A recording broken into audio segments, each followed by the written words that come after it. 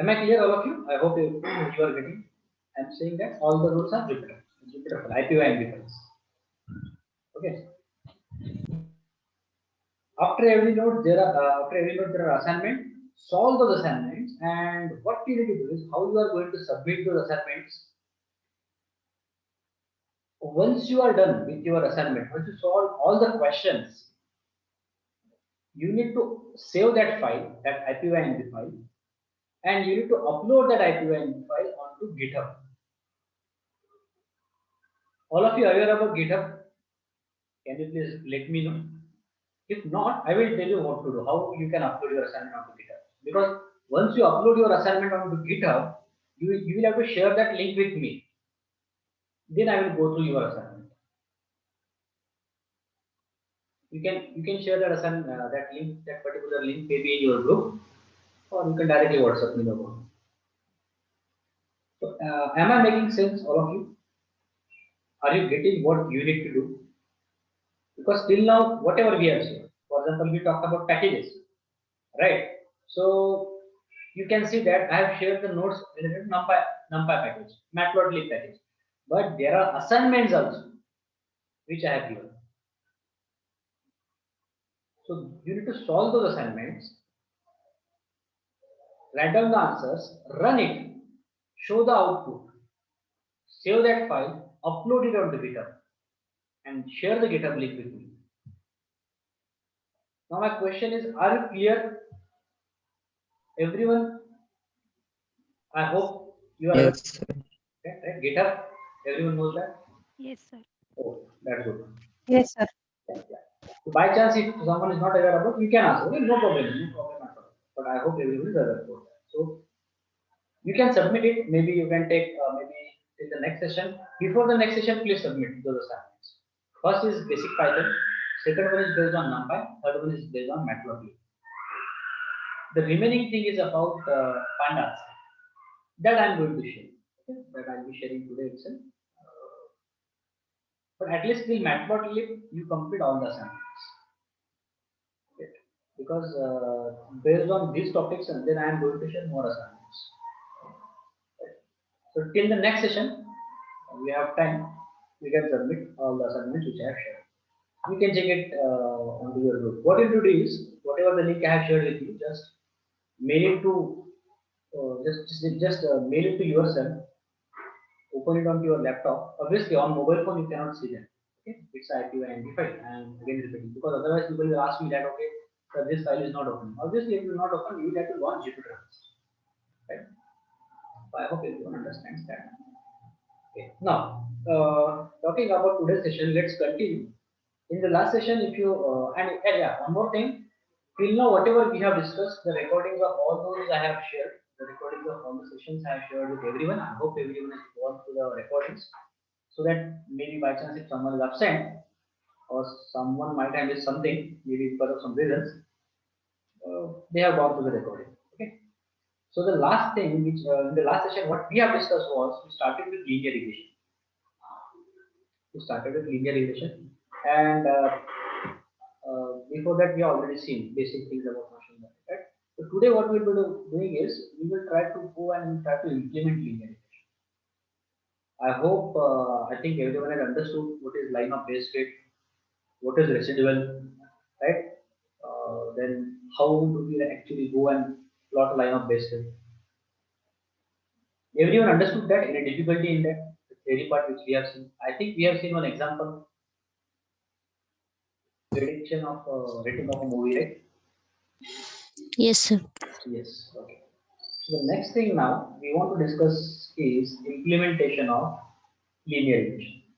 So before implementing linear regression, what I will be doing is I will try to show you a simple example where linear regression can be used to analyze or to make or to get the idea about the data. For example, I have some features.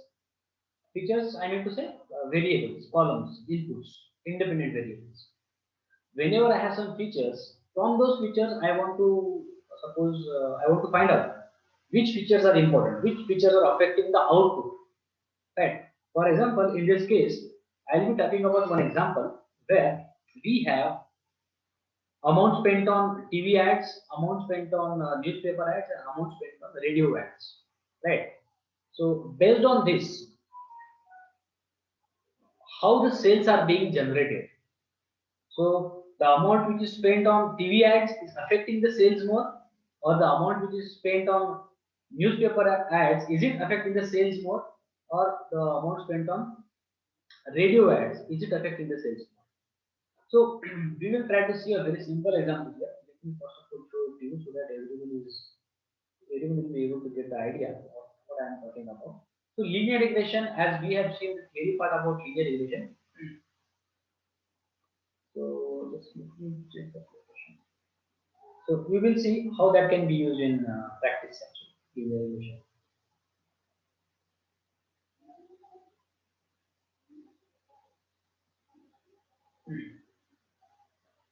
And at the end, as I told you, we will be implementing linear regression.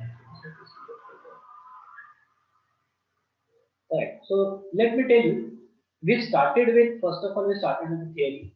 Here I told you what is dyno-based fit. I have shown you how to draw it manually, right, with that particular example, predicting the ratings of the movie. After that, we talked about the complete flow of linear, the machine learning model, I can say, how machine learning model is developed, starting from data fetching, data cleaning, data pre-processing, splitting the data into training and testing, and so on. Okay. So this is what we have seen in the last session, this particular. Okay. So I think till this point everyone is clear. If anyone any doubt in between, just as usual, you can just let me know in the chat box or you can unmute yourself. Okay. So now to start with this, let me just delete a thing here. Just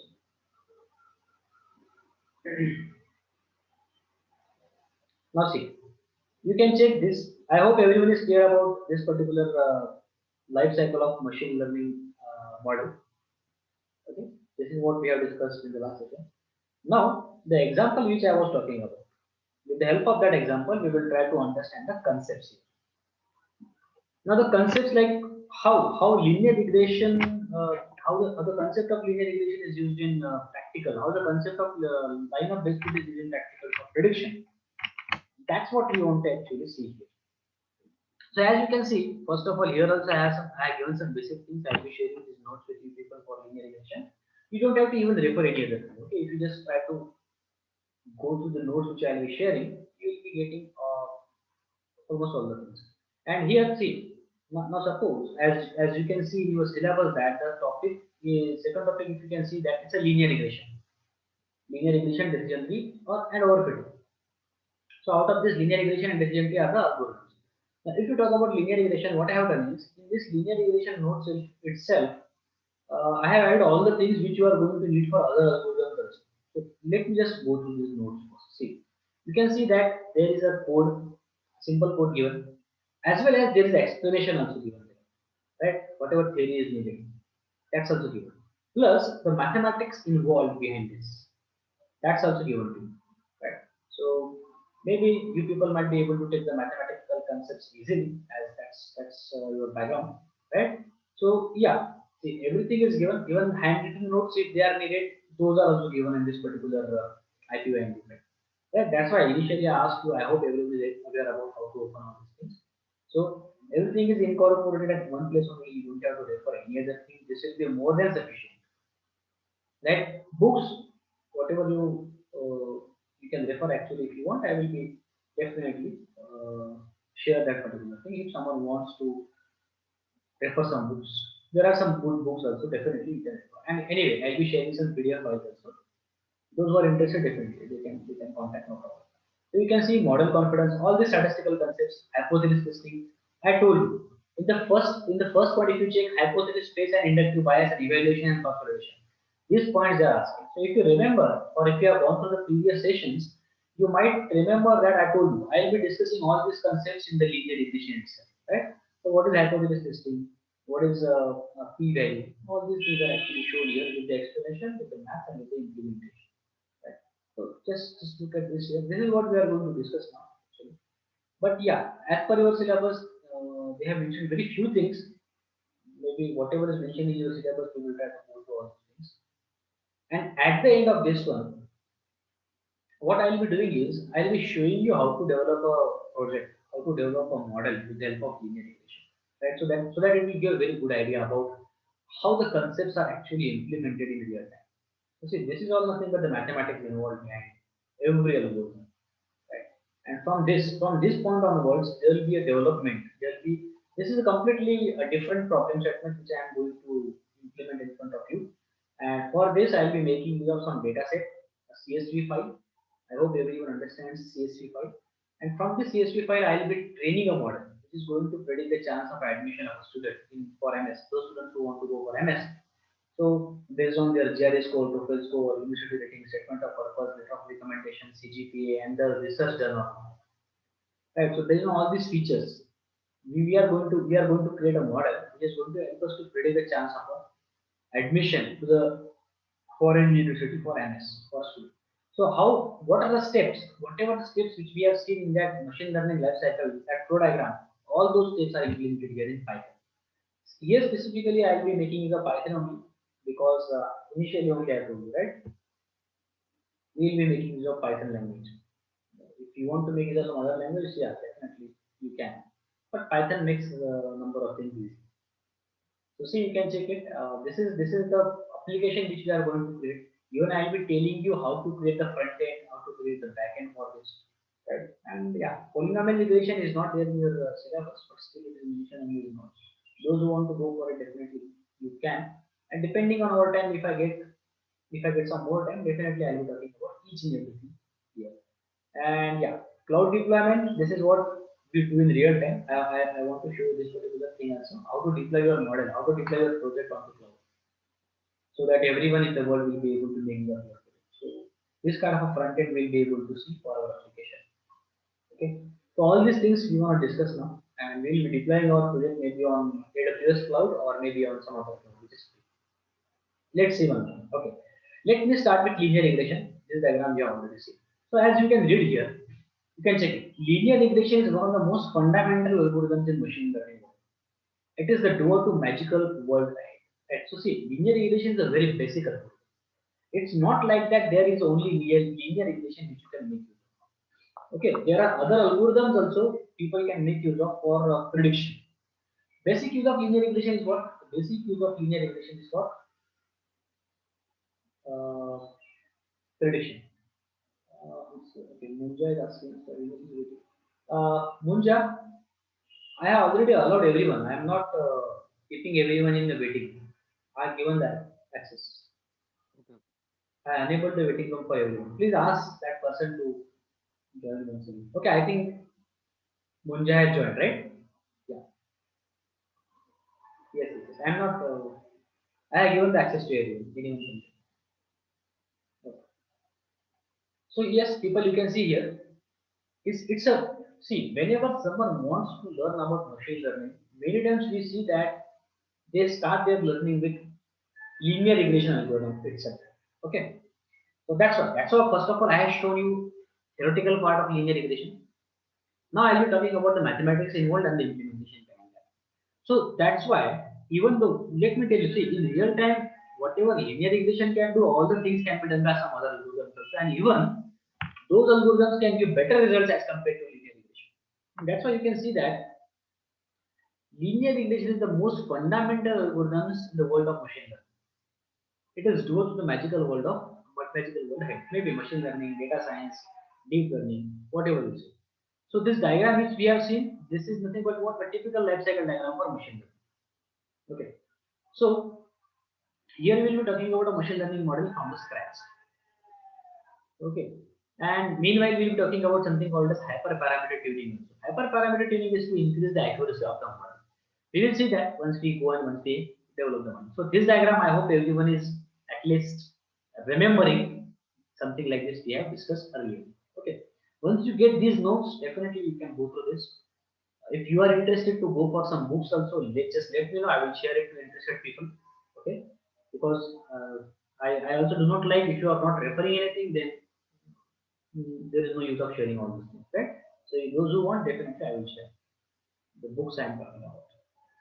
Now, what is regression analysis? Let's start our discussion with this. Regression in statistics It is the process of predicting a level, right? You might have heard this particular word many times. And if you remember, the part which we have discussed in theory, whenever we say regression, so for now you can take it as prediction, right? Regression, prediction. So regression is actually a prediction. So while predicting, what do we do is we need some variables. Variable, I mean to say features, columns. Or to be more precise, what I can say is independent variables. Because when we talked about different approaches of machine learning, I think in our first or second session itself. So there are different approaches like supervised learning, unsupervised learning, semi-supervised learning, and reinforcement. So talking about linear regression comes under supervised learning approach. Linear regression comes under supervised learning approach because it means that in linear regression we are aware about what is the output going to be and what is the input going to be. So the input is independent variables, or we call it as input, or we call it as features, right? Or we call it as explanatory variables. Explanatory variables. Input variables are also called as explanatory variables. And output variable is called as output, or it is also called as target variable, or it is also called as label, or it is called as dependent variable. Okay.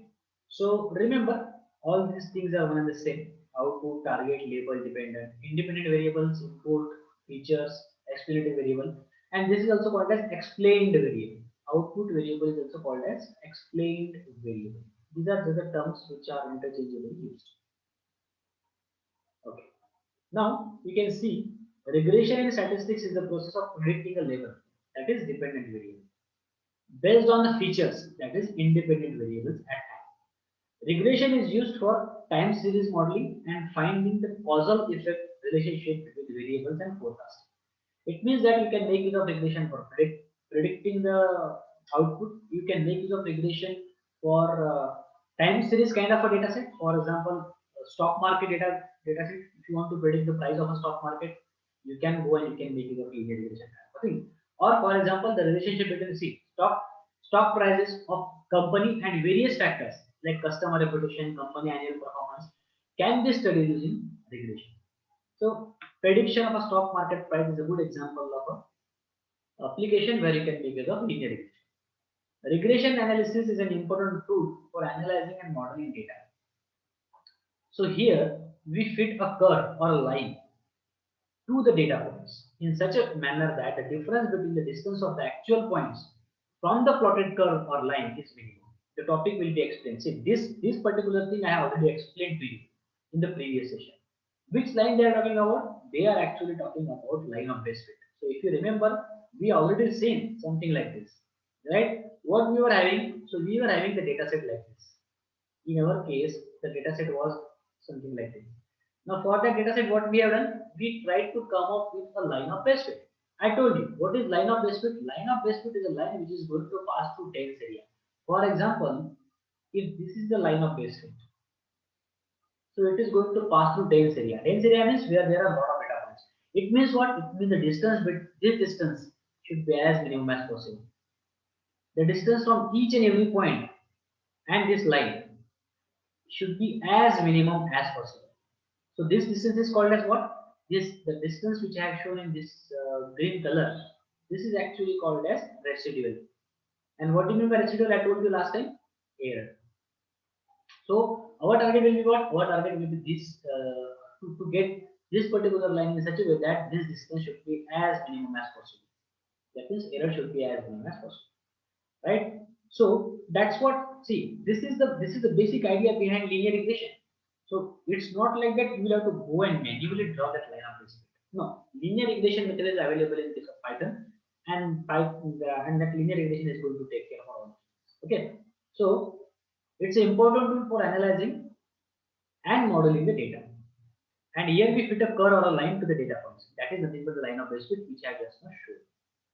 So that the difference between the points, actual data points, and the plotted curve is minimum. Okay. Now, what is the use of regression? Regression analyzes the relationship between two or more features. See, whenever I say regression analyzes the relationship between two or more features. Can anyone tell me what type of a regression is it then? If I say two or more features, what type of a regression is it? It is two or more features. What are the types of regression? You might have solved different equations, right? In case of regression. So if there are two or more features, what type of a regression it is? Multilinear regression. Right, absolutely right. It is multilinear regression. Multilinear regression. Multi means what? Multi means many. That means many variables. That means two or more variables. So, for example, if I have an equation, let's suppose y is equal to ax plus b. So, can anyone tell me what type of what type of regression it is or equation it is? It's a Linear. linear, but simple. Simply. Simple. It's a simple linear equation, right? Simple because we have only one variable here as an input in independent variable. In case of input, only one variable. But if it is going to be y is equal to let's suppose ax1 plus bx2 plus and so on. Suppose and so on. Some variable, whatever it is coefficient till xn. That means I am having multiple variables now, so multiple linear equations. So let me tell you in real time what's going to happen is, so this is going to be your output. For example, this is going to be the stock market price, and these are going to be the features x1, x2, and so on xn. These are going to be the features which are going to affect stock market price. So this will be your output. These will be your input. In this case, there is only one input and only one output. In this case, there are multiple inputs and only one output. So in real time, this is what you are going to come across.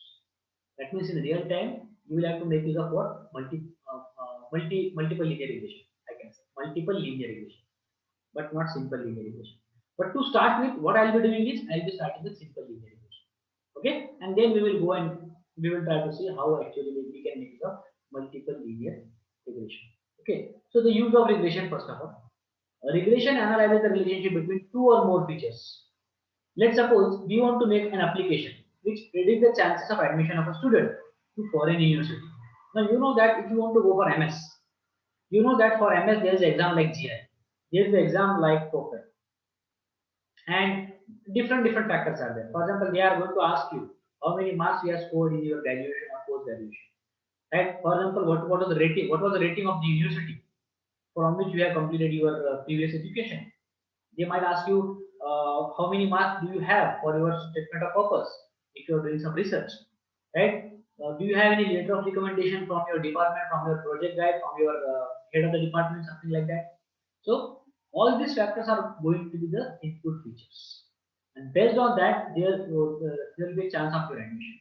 So what are we going to do in our application is we are going to have some. I think we have a data set of near about 500 students for which we have all these values, and for all these values we have this particular value, right? And from these values, what are we going to do is with the help of linear regression, we are trying to come up with a model so that if new student comes and if he enters all these values, our model is going to help him to know that what will be his chance to get the admission in foreign university for us. This is what we want to do. So this is an example of a multiple linear regression. I will be showing you implementation steps. So this will be the last thing which we will be discussing about. Okay. But before that, we need to discuss about some of the concepts which we are going to need to make sense of the code which I will be talking about or the application which I will be talking about. Okay. So that was the example. That's the use of your regression. The benefits of using regression, like it shows the significant relationship between output variable and input variable, right? Now I hope you are comfortable with all these names. It shows the extent of the impact of multiple independent variables on dependent variable. Multiple linear regression. Okay. It can also measure these effects even if variables are on different scale. Now, what do you mean by variables are on different scale? It means, see, let's take the same example. We know that GRE score, the maximum marks in GRE are 340. TOEFL score, if you talk about maximum marks in TOEFL score are out of 120. CGPA is out of 10. Letter of recommendation is out of 5. Statement of purpose is out of 5. Okay. So you can see that This is, so someone has got, suppose out of 340, some student has got 312 marks. First student, okay. He has got suppose 110 marks in the TOEFL. Suppose his CGPA is 8. His letter of recommendation, he has got 4 marks. Here he has got suppose 3 marks. Now you can see that all these values, they are not on the same scale. 312 is way bigger than 3 or very much bigger than 4. So they are not on the same scale. First of all, what we need to do is we need to bring them to the same scale. Maybe by applying some operations. Like suppose I will go and I will take the square root of each and every value. First time. Again I will take the square root of each and every value. I will go on taking the square root or maybe some log kind of operation again and again, so that the difference between all these values should be as minimum as possible. Then only I will say that okay, they are on the same scale. So in Python we have something called as, we have my method available in case of Python, and that is called as standard scaler, which is going to take care for bringing all these values to the same scale. Now, why to bring all these values to the same scale? Because if they are not on the same scale, then what how machine is going to learn is that machine is going to give more importance to GRE exam as compared to TOEFL or as compared to CGP. What we want is, we want our machine to give equal importance, equal weightage to each and every feature. So if equal weightage is not given to each and every feature, you will be able to create the model, but your model is going to become overfitted. Or I can say it will be a biased model. Why am I saying biased? Because it will be biased towards a particular result. And that's what we do not want. We do not want a high bias model.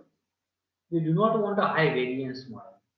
Now, what do you mean by high variance? That means it is giving you variety of results.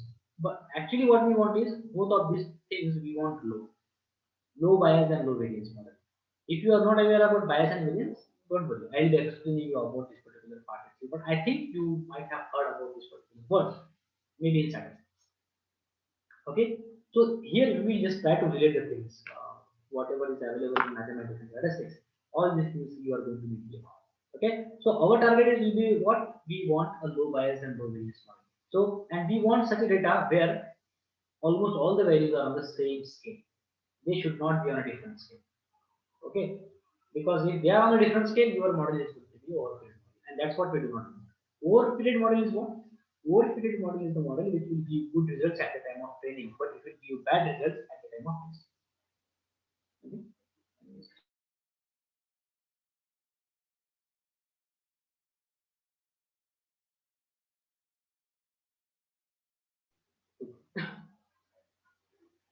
So we do not want overfitted model, right?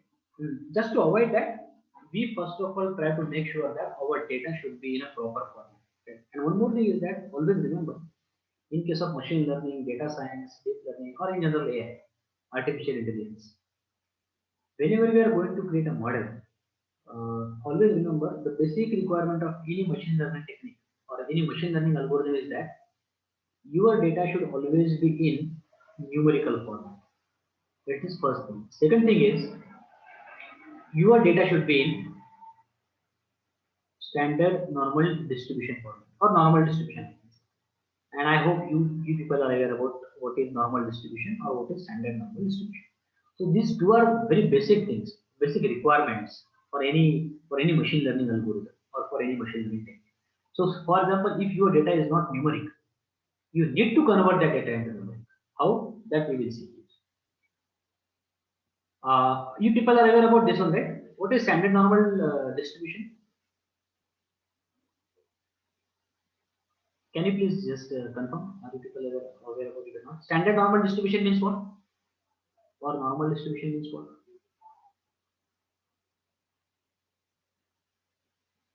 Anyone?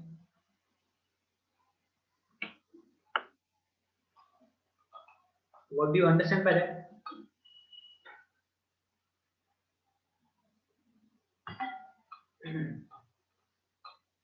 Am I audible, all of you?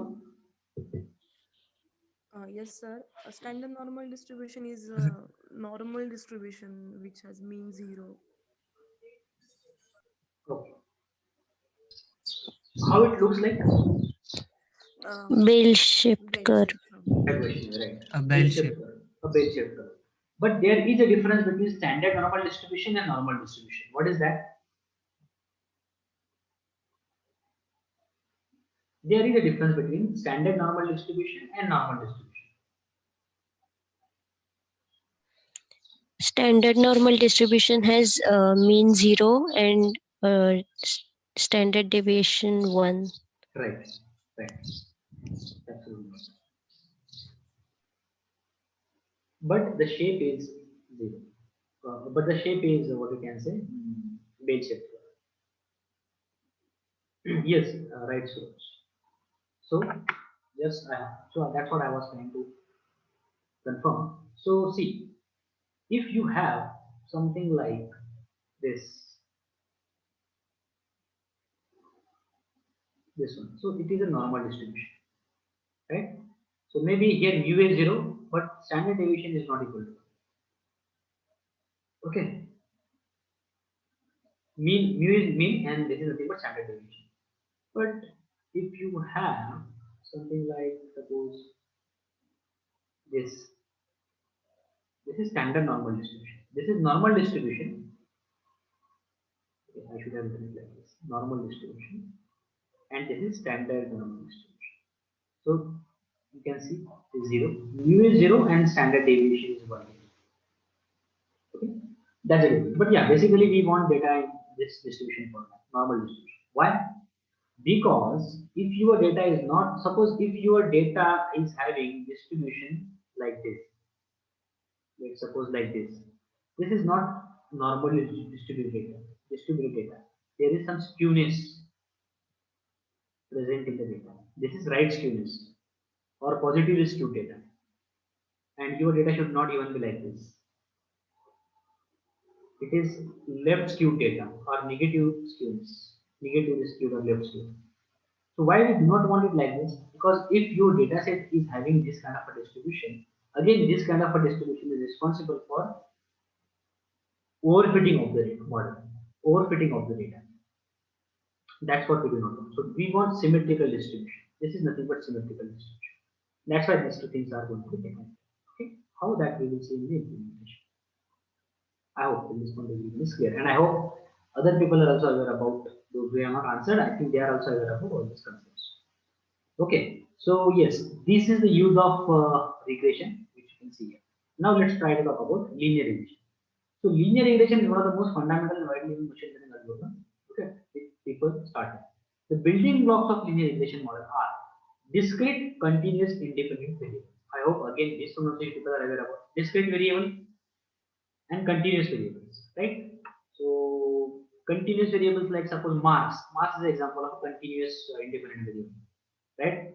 Categorical data is what? Categorical variable. For example, gender column is a categorical data, male and female. Or result column is a categorical data, pass fail, right? I think you are aware about this. So this is the first building block. Independent variables, discrete, continuous, independent variables are the first building block of linear regression. Second one is best fit regression line. That is line of best fit. How to draw it? That we have already seen. Continuous dependent variable. So for example, you want to go and you want to predict the mass of a student based on his previous marks, right? So the mass of a student, final mass of a student are going to be it is going to be target variable or dependent variable. So it is most of the times in case of regression prediction, it is going to be continuous variable only. So a continuous dependent variable. So this is nothing but independent variable, line of best fit, and dependent variable. A linear regression model predicts the dependent variable using a prediction line based on the independent variable. What is that prediction line? Line of best fit. And we have already seen the equation of a straight line with the help of which we go and we try to develop a model. The equation of a straight line is y is equal to mx plus c. I have written it like this, right? While explaining the code, y is equal to beta 0 plus beta 1x, or you can write it down y is equal to 0 plus beta 1x. So we have already seen where u1 is the slope and beta 0 is the y-intercept. So the actual equation is like this: y is equal to mx plus c plus some e is there, plus some e, or y is equal to a plus bx plus e. Where this e is actually a error, negligible error I can say. So where a is the intercept, b is the slope of the line, and e is the error term. The equation above is used to predict the value of the target variable based on the given predictor value. But here, as you can see that if I have written it equal to y is equal to beta 0 plus beta 1 x, so this is nothing but a simple linear regression. But is this the thing which is going to happen in real time? No, because in real time you are not going to have only one variable. You will be having multiple variables. So in real time it is going to become something like y is equal to beta 0 plus beta 1 x1 plus beta 2 x2 plus and so on beta n xn. So it is going to be what? Multiple linear regression, right? So this is what we are going to make use of. Again, that is also shown in these notes. You can see. Yeah. Now let's try to talk about our first problem statement, with the help of which we will try to understand the concepts related to uh, this linear regression algorithm. See, this is not the problem statement I will be showing you finally. Those who people joined just now, let me be clear that this is a problem statement which will help you to understand how to make use of linear regression. At least simple concepts. The final problem statement will be what? Final problem statement which we are going to implement will be to predict the chance of admission of a student to get admission in foreign university for MS based on some 7 to 8 features. Okay. So first of all, let me try to talk about this particular problem. See this one. The data is about amount spent on advertising through different channels like TV advertisement, radio advertisement, and newspaper advertisement. So TV, radio, and newspaper. So in our data set, we have 3 features: TV, radio, and newspaper. Amount spent on TV for advertisement, amount spent on radio, amount spent on newspaper. The goal is to predict how the expense, that is amount spent on each channel, is going to affect the sales, and is there a way to optimize that sale. So our target is to find out how the amount spent on TV is affecting the sales, how the amount spent on radio advertisement is affecting the sales, how the amount spent on newspaper advertisement it is affecting the sales. So for that, first of all, let me show you the data set itself. I am going to make use of this particular data set. Now, in my case, now you people are aware about pandas package, right? That's what we have discussed. Pandas and NumPy and Matplotlib and C1 package first. So with the help of pandas package, I am going to read a file which is already present in my current working directory. In my current working directory, I can check with the help of pwd command. So let me tell you that I am not going to make any change in these notes. Once you get these notes, you also do not make any changes in the notes, because this is going to be very useful for your reference later on. What you should do is you should go here and you should try to, whatever you want to try it out, you should always try to try it out in new node. If you people are really interested to understand the ABC of machine learning, right? So always try to execute it. Right. So what am I doing is I am just trying to input all the necessary files, all the necessary packages. See, this you are aware about pandas. Matplotlib I am importing. Pickle is something we are going to make to save our model. See, ultimately what am I going to do is, as I said that I am going to create a model and I am going to show you how to create application from that model. So for saving the model, I am going to need a package, and that package is going to be Pickle. So my model is going to be saved with the extension .pkl. It's like a executable file. You can imagine, you can remember it like this for now. It's like an executable file. Whatever I'll be creating, I'll be making an exe file of that. How to do that? That for that you are going to need Pickle package. And again, you are aware about this one, magic learning, okay, which we already see. Let me first of all show you this particular file. What I will do is I will go to the location where this file is stored, and I will try to show you what are the columns, what type of a data which is present in that particular file. So maybe I will go to that location first, and then I will try to show you how that file looks like. So it's a CSV file actually. Let me show you to see this advertising. I hope everyone is able to see advertising.csv. So what I will do is I will just open it. It's a CSV file, comma separated value. I hope everyone is aware of it. Let me know if anyone is having any kind of a difficulty in getting. If you want me to repeat anything, just let me know about that. Now see, you can check it. What are the different features we have here? So we have been given some data set. Try to understand. The first feature is amount spent on TV advertisement in $1,000. Amount spent on radio advertisement, amount spent on newspaper advertisement, and sales. So out of these 3 features are going to be my inputs, independent variables, features, explanatory variables, and this one is going to be my label, or this one is going to be my target variable. or this one is going to be my output variable or dependent variable, or we call it as what? Explained variable. Again and again I am writing down all these terms because I want you to get used to these things. Okay. So it's one and the same. So what's our target? Our target is to understand how amount spent on TV is affecting sales, how amount spent on radio is affecting sales, and how amount spent on newspaper is affecting sales. Or should I, as a business person, should I put more money in TV advertisement, or in radio advertisement, or in newspaper advertisement, so that my sales is going to increase? Or should I go with TV plus radio? Or should I go with TV plus newspaper? Or should I go with radio plus newspaper? Or should I go with TV plus radio plus newspaper? So all these possibilities I want to check which one is giving me maximum sale or high sale. That's what our target is. Okay, so obviously for that, this what is this target? Sales is going to be your Y. What are these inputs? All these inputs we are going to assign to some variable X. But initially what I will do is I will simply try to check it like this. I will try to assign only TV to X. Then I will try to assign maybe suppose TV plus radio to X. That means I will be making use of two input variables. Or maybe later on I will try to use TV, radio, and newspaper, all of them. And then I will try to check what happens if I add newspaper to these two. Right? Suppose if I found out that okay, TV is giving me good sales. Suppose if I found out that radio is not giving me good sales, what I should do is I should not put money at all in this. Or maybe if I find out that newspaper is giving me good sales, I will put money in this. So we just want to check the relationship, how it's happening. I just want to know. I just want to tell my customer where he should put more money, right? So which statistics we use make here? We make it of here actually we make it of a linear equation. Y is equal to mx plus c, line of a equation of a straight line. Or generally when the number of variables are going to be more than one, like this, it will be multiple image. So see, I hope everyone is able to see these things. TV, radio, newspaper, sales. Now, 1, 2, 3. These are the three input features and sales is the output feature.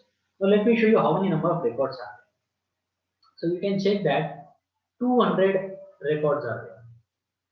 200 records. Obviously, 200 number of records is not at all sufficient for creating the model. But yeah, just to start with, this is a very good example. Okay, this we are going to talk about simple things, right? So I hope everyone is able to understand the data set. So what I'm doing is we have imported everything. After that, with the help of pandas package, I'm just trying to import that particular data which is there in advertising. I'm just trying to import that particular data in this data variable. Now the data type of this data variable is going to be what? It will be data frame. So whatever is present in advertising.csv file, the file which I have shown you just now, whatever is present in that file now that is included in this particular variable. I hope you remember. Okay, I hope you remember what is this one. So if you are not remembering anything, please try to solve the assignments. Please start solving the assignments which I have shared with everyone. Right? Those who joined late, I shared some assignment with people on WhatsApp group. You need to solve them, get the output of each and every question, and upload those files onto GitHub, and then share the link of the GitHub with me. Even someone is not aware about it, how to do it, just let me know. Okay? So solve those assignments.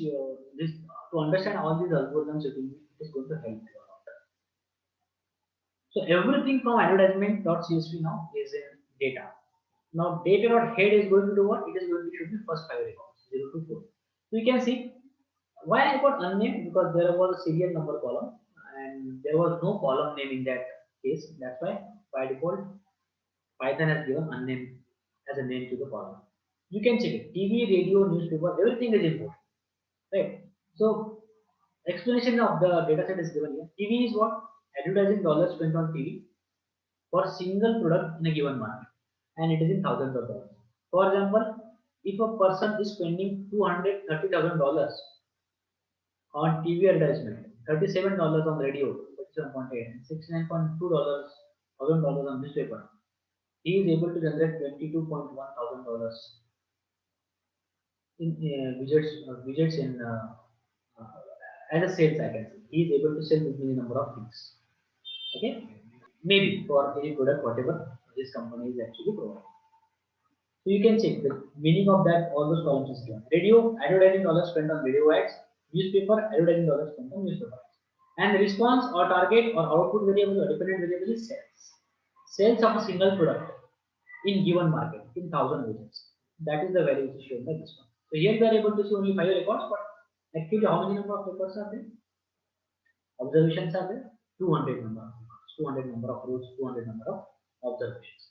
Okay. Now I hope you remember this particular command, data.shape. See, I'm not running each and everything here, okay, because why? It will require some time, okay. So I'll be showing you the execution, I'll be running each and everything in the second example itself, where I'll be showing you the model directly. There I'll execute each and everything. So just to save the time, I am not running all these things. Okay, I hope you people understand. So data.shape is going to give you what? This is what? 200. Shape always gives you shape of your data set. So what is this? This is nothing but number of rows. What is this? This is nothing but number of columns or features. So in our case, 200 number of rows are there and 5 number of columns are there. So unnamed column, TV, radio, newspaper, and sales. That's a 5 columns. Data or information. So this is something very useful to understand our data set. So initially, what are we trying to do now? First of all, we fetch the data. Now we are trying to understand the data. Because unless and until we do not understand the data, we cannot apply operations on it. So that's what we are trying to do.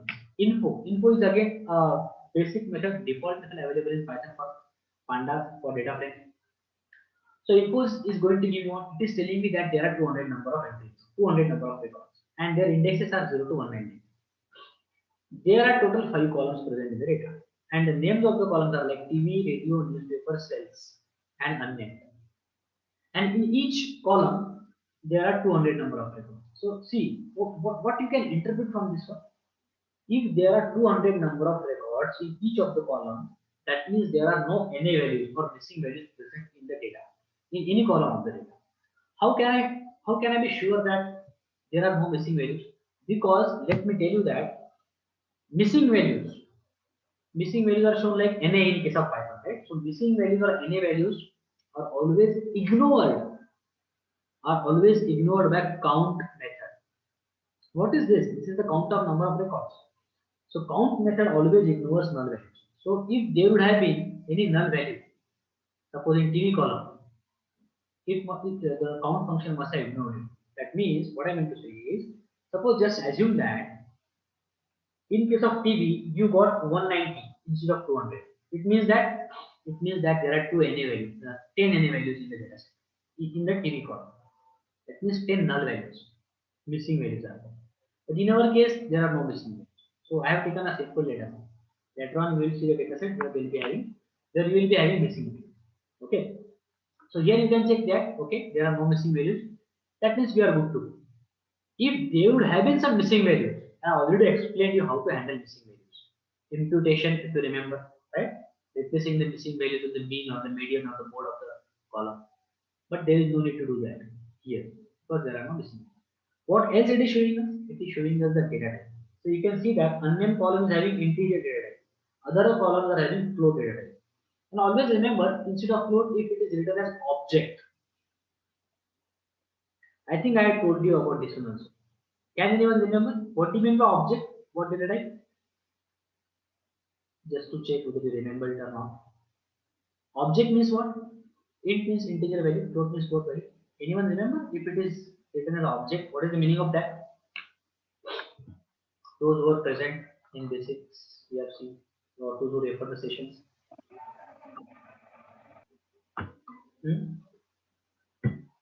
Anyone remember? Are you getting my question? All of you? What is object?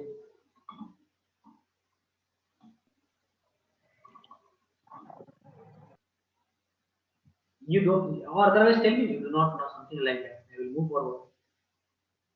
Because at least it is going to give me an idea where are the people actually, what are you doing. Maybe it might happen that you might be knowing all these things already. If it is that the case, then also tell me. If someone is aware of all these things already, please let me know about that. I am just starting from basics, okay? Yeah, okay, Eunice. Object is the thing, but always remember. See, what I'm done is I simply use this particular method. What is data? Data is my data frame. So if you people remember in Python, we have seen data frames. So for as data is a data frame, if I just go here, data dot, and if I press tab button, it is going to show me a lot of methods. Out of all those methods, one of the methods is info. So always remember, info is going to give you information about your data set. So this is total number of data records. This is the whether the null value is present in our data set or not, allowed or not. And these are the data types of your columns. And if it is int, it is integer data type. I hope you understand integer number. Integer number. Float means decimal. And object, always remember, object always means string. So whenever you see data type written as object, always remember that it's a string. And I hope you remember what is string. Whatever is written in single quote or double quote in Python, it is called a string, right? So if I do it like this, a plus b, what is the result of this? A, b. Concatenation. String, I hope you remember. We already seen. Because yeah, initially when I started with the basics of Python, I already asked whether the people are aware about Python or not. So this is the basic part of Python. Why am I talking about these things again and again? Is because when I will be discussing about the implementation of the final model, yeah, I am going to require that you people should be aware about it. And today, if you go and you try to check the files, the first file I have shared is about basics of Python. By chance, if someone is not aware about basics of Python, please refer my notes. The IPY and file which I have shared.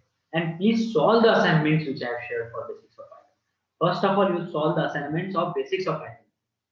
Then go and solve the assignment based on NumPy, Pandas, and Matplotlib. I think Pandas I have not shared it. I will be sharing. Right? But initially start with this. Okay. So always remember, object means string. Moving forward, data frame name dot isNA. What it is going to use? IsNA is always going to show you true or false. So it is going to show you. See, let me otherwise show you. See, what I will do is first of all, if I want to run all these things in my case, I will open a new notebook here. I will shift enter here. So you can check it. It is star, that means it is still executing. I am trying to import all the packages here. Let me first import all the packages. And then import this particular. Okay, I think there should not be a space here. Percentage. Okay, the spelling is wrong. Percentage matplotlib space inline. Okay, now after that I am importing the data. So you can see that if I go and if I try to import the data here, 200 number of records are imported. Right? Now what they are done is, instead of trying to look at all the records, what we do is go with head. Head command by default shows you first 5 records. You can check it. I am just pressing shift enter. I hope everyone remembers that. After that, what I am doing is I am trying to check the shape of the data. So I want to know how many number of features are there, how many number of columns are there, how many number of rows are there. So data shape is going to give me 200 number of rows and 5 columns. Sorry. If I go and if I try to check for data info, it is going to show me information about my data. This one I have already explained. It is even going to show me how much memory it is taking. After that, now if I want to check whether there is any null value present in my data set or not, actually initially only I got to know that okay, there is no null value present from here itself, because every column is having same number of records. So still I want to tell you how to check any value present or not. So if there is any value, is any means is there any value present in any column? If it is going to show me true, otherwise false. See, you can check it. From the TV column, you can check all the values are false, everything it is false, because in our case there is no any value. Now if you want to check the count of that, how many any values are there? So you just go here and do it like so. So 0 any value in each every column. That means we are good to go. If by chance there is any value, what you need to do? You need to remove those any values. You need to remove those records where there are any values, or otherwise you need to replace those any values with some other value. That is called as imputation, which we have seen in data frame, basics of Python. Okay. Now next thing is what I already told you. First of all, you need to check whether my data is in numeric format or not. So yes, in my case, you can check that my all the columns, all the input features are in numeric format. Second thing is you need to check the distribution of the data. And one more thing is you need to also check the relationship between, just a minute.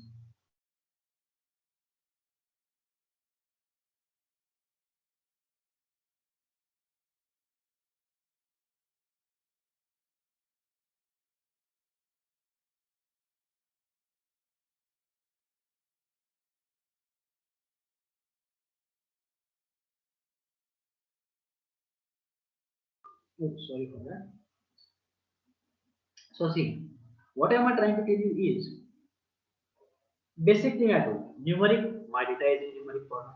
Float, float, float, float. Okay. Normal distribution should be there. That we will check. Plus, you also need to check how the input features are related with the output feature. Okay. So see, for that, what I am doing is now you people are aware about Matplotlib. We have talked about Matplotlib packages. That's the reason why I have shown you. Why I have discussed all these packages. Right. Otherwise, I could have started with directly the second point itself without discussing basic things. Okay?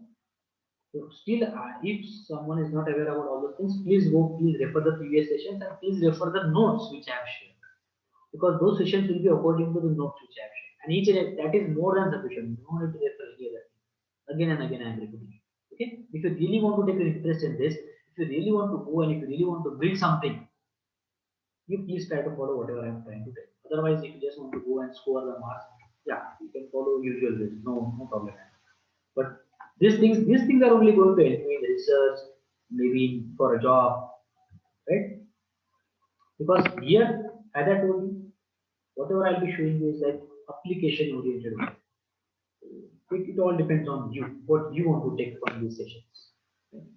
Anyway, I am going to complete all the syllabus, right? But yeah, it all depends on you, what you really want from these sessions. So try to just make a clear. I just want to make a point clear. Okay? Next thing, what I want to do is I want to visualize the relationship between input and output. What am I doing for that? I am just trying to do a scatter. So what are these commands? These are the simple commands which we have seen in case of Matplotlib. Still, if someone is having a doubt, you can always ask me. No problem. Okay? So here I am just trying to analyze the relationship. Now you can see that the relationship of cells, which is our output column, and the relationship between all the input features, how it looks like. So it's a scatter plot. Now here you can check that TV is the input column, TV, radio, and newspaper. Now can you see the relationship between TV and cells? So if you see, as the amounts went on TV increasing, the sales is also increasing. That means it is somewhat linear in nature, right? It is somewhat like this. Similarly, if you look at this radio, amounts went on radio and the sales generated, this is also linear, but yeah, as compared to TV, it is somewhat slower, I guess, but still it is linear. But in case of newspaper, you can see that there is some limit. After some point, it is not going in this manner, right? So you can check it here. But in both these cases, it is somewhat linear. In case of TV and radio, it is also start at the start it is linear, but after some time it is not increasing. As the amounts went on newspaper is increasing, but the sales is not increasing. That means I meant to say it is not going to continue as a linear in case of newspaper. But overall, it's a linear relationship. So as we can see that most of the features they are having a linear relationship with the output feature, in our case cells. That means that's like a hint for us to go for linear relation, right? Because yes, this is the one thing which is going to help us to decide whether we can go for linear regression or not. So at least here we can notice that yes, we can have a linear regression kind of a algorithm here which we can make use of, because the relationship it seems that it's linear in nature. Next thing, yeah, see what we can say about the questions about the data.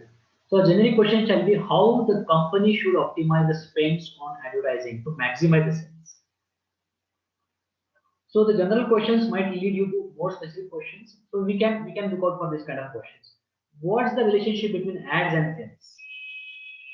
Right? Whether the if the amount spent on ads, if it is increasing, are the sales also increasing? How prominent is that relationship? Which ad types contribute to sales? So you can see that TV ad types is contributing more to the sales as compared to radio and newspaper. Radio is also contributing. How each ad contribute to sales? So radio and as TV ads is contributing more as compared to newspaper. Can sales be predicted based on the expense of the advertising? Yeah, there can be a possibility. So see, from the relationship diagrams above, it can be observed that there seems to be a linear relationship between between the features like TV and radio ad, and the sales is almost linear. So the relationship between TV, radio, and sales is almost linear. That means something like this. Okay. Hence, we can build a model using linear regression algorithm. So see, this is only one of the hints for deciding whether we can go for linear regression or not. But in reality, what we do is actually we just try to do trial and error method. And let me tell you that whenever we want to develop real-time projects, whenever we want to develop real-time products, models, we never depend only on one algorithm. We always try to go for at least 6 to 7 algorithms. Here, as this is our first example, that's why I'm trying to show you only with the first algorithm, one algorithm. But yeah, always remember that we never depend on only one algorithm. Okay. Simple linear regression. Let's try to start with this.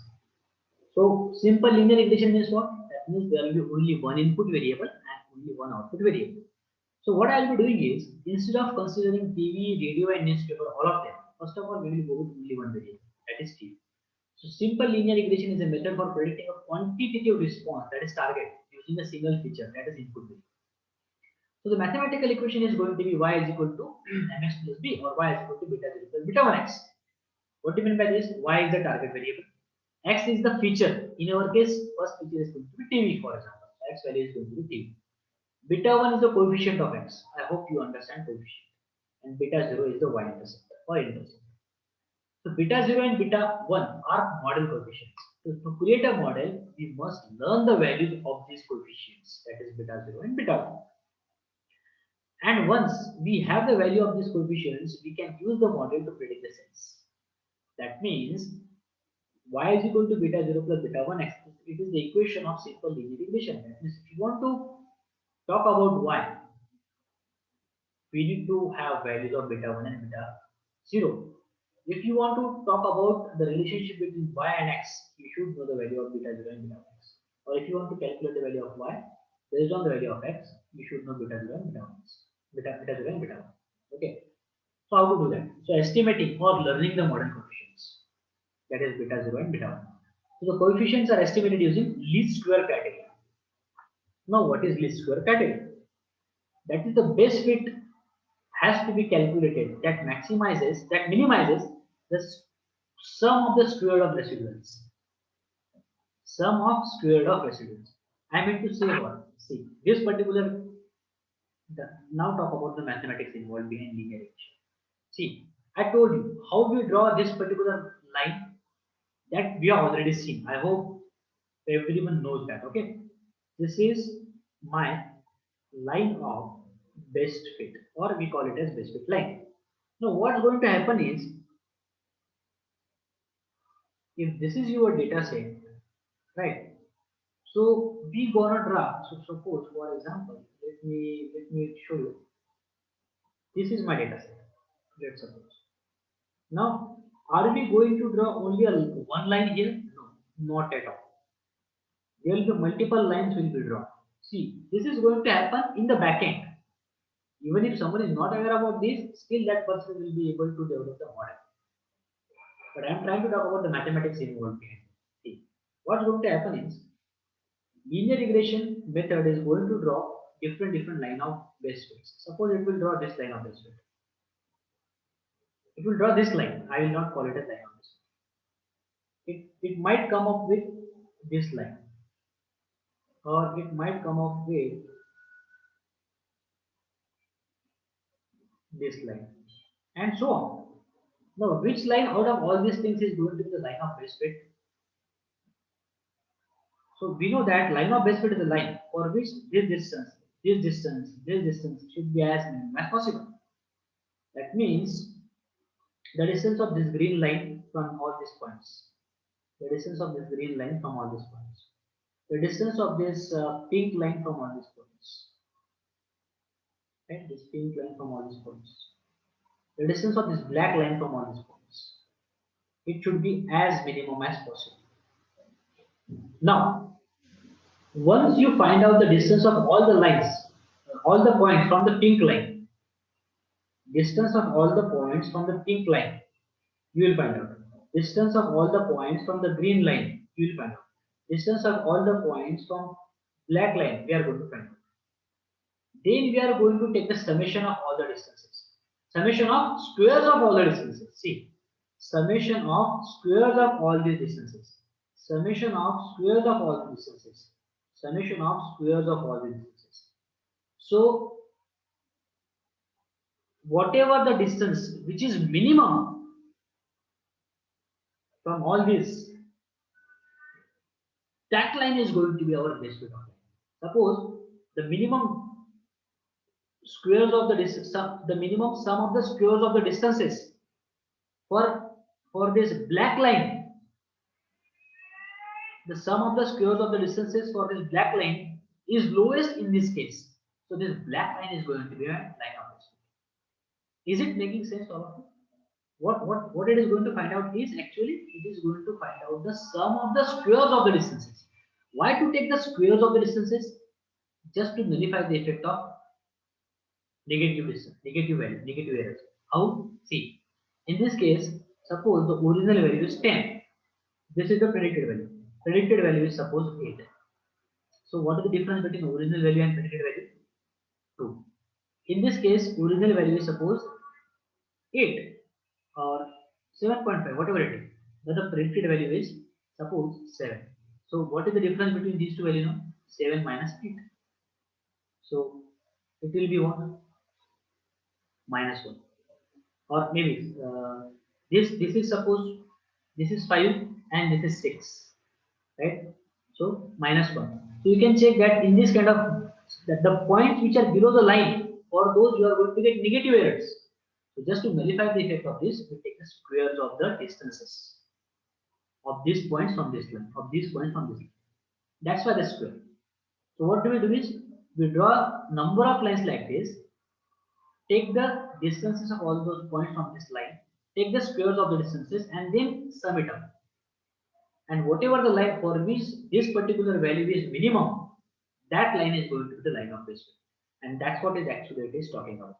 See, draw an imaginary line between each point and the current best fit line.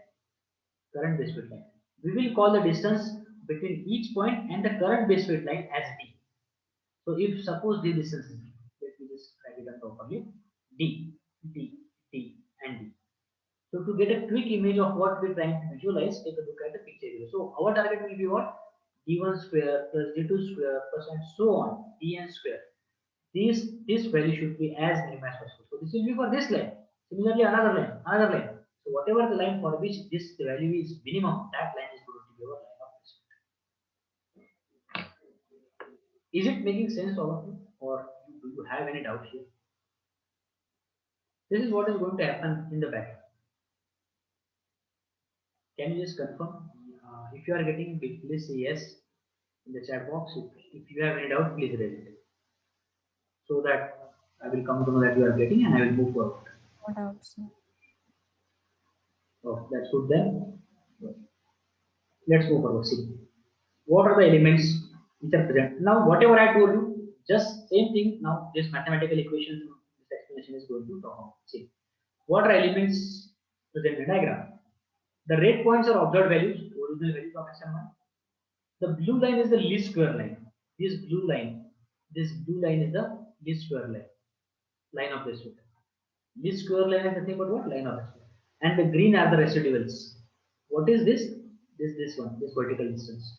Residuals, they are called as what? Errors, which is the distance between the observed values and the least square line. Observed value means original value y. E square lines is nothing but showing you y cap, predicted value. Okay. So before we labeling each green line as having a distance d and each red point as having coordinate x and y, we can define base fit line as the line having the property. See, this is what I was talking about.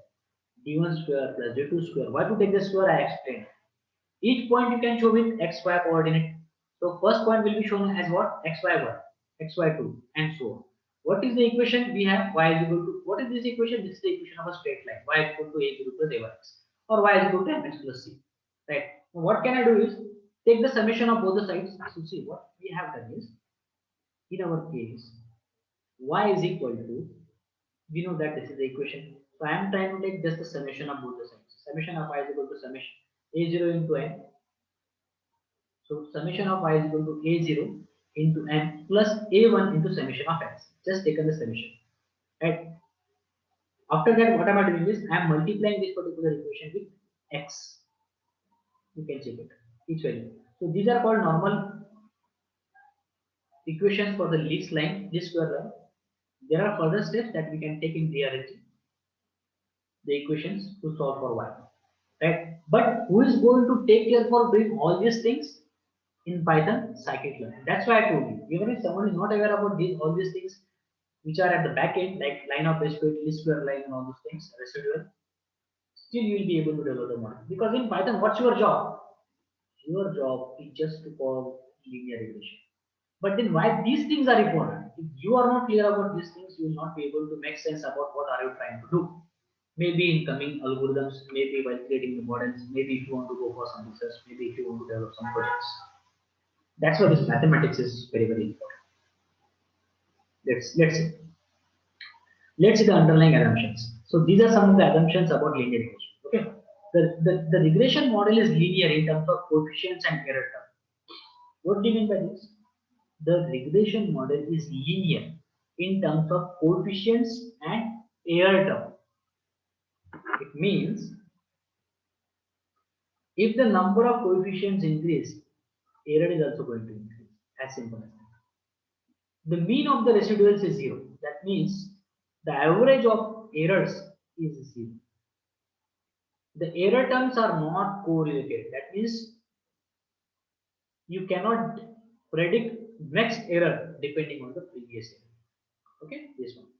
Next one is the independent variables x are uncorrelated with the residual term. Also termed as exogenous. That means your input features are not at all related to. There is no relationship between input features and the errors, which is called as exogenous. So in layman term, it generalizes that in no way should the error term be predicted given the value of the independent variable. So there should not be something like with the help of error term you can predict the value of independent variable. Not at all.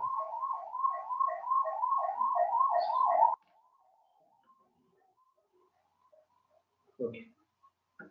Error terms have a constant variance, which is called as homoscedasticity.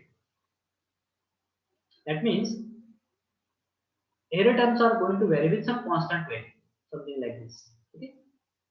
No multicollinearity. Now, what do you mean by multicollinearity? Multicollinearity means what? If, see, if dependent variable is depending on independent variable, no problem. But if there is a data set in which there is a relationship between independent variables itself, then that is called as multicollinearity. And while creating the model, one should always remember that there should not be multicollinearity present in your data set. If it is, and if you are trying to create the model with that kind of a data, in that case, your model is going to become overfitted. For example, in the later stages of these notes, I have given you an example where we are trying to predict the salary of an employee. So for predicting the salary of an employee, suppose if I am trying to take experience as an input feature or age as an input feature. So these two are the input features and this is the output feature, right? Now I want to predict what is the salary of an employee based on his age and experience. Suppose the age of the person is 25. Experience is suppose 2 years. So his salary is suppose 60K. age is suppose 32, experience is suppose 8 years, his salary is suppose 80k, and so on. Right. So if I want to create a model in which I am going to predict the salary of an employee based on these two things, but try to understand here. This is output, these two are input. But if you try to understand, there is a relationship between these two, which are input. How? See, if you know that, see, you can calculate the age of a person depending on the experience, given some constant d. So let's suppose what was the age of the person at the time of joining. That constant value, what we can say is maybe if you know the experience of a person, suppose it is 10 years, right? What was the age of the person at the time of joining? Some constant value. You can calculate the current age of that person. So I mean to say that this situation should not be there. If it is, that is called as multi-correlation. In the latter stages of these notes, I have given a simple example and I have given a flow diagram where you will understand multi-collinearity with the help of a diagram. But what is multi-collinearity? There should not be a relationship between independent. That means one independent variable should not be dependent on another independent variable. That's what multi-collinearity is. Now in Python, there are ways to declare to find out whether there is a multi-collinearity present in the dataset or not. The first way is with the help of something called as .cor method. I hope you remember this one. This we have seen this of I think C1 package. So .cor is nothing but correlation. Correlation, what it shows you? Correlation is going to give you a matrix, and in that matrix it is going to show you some values. That means it is going to show you a correlation of every column opposite every other column. The correlation value, there should not be a correlation greater than 0.5 and less than minus 0. Sorry, greater than 0.9 and less than minus 0.5. There should not be a correlation between greater than this and less than this. Or if you remember something called as heat map. Heat map is the first thing with the help of which we can detect whether there is a multi-collinearity present in the dataset or not. Another way to detect the multi-collinearity is to make use of something called as we make use of a method where it is going to give us some value, right? So let me show it to you. Actually, it is given here. VIF value, I can call it as VIF. VIF stands for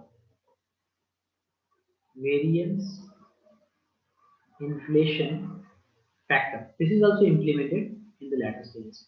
So if the VIF value for a particular column, if it is greater than 5, it means there is a multi-collinearity present because of that column.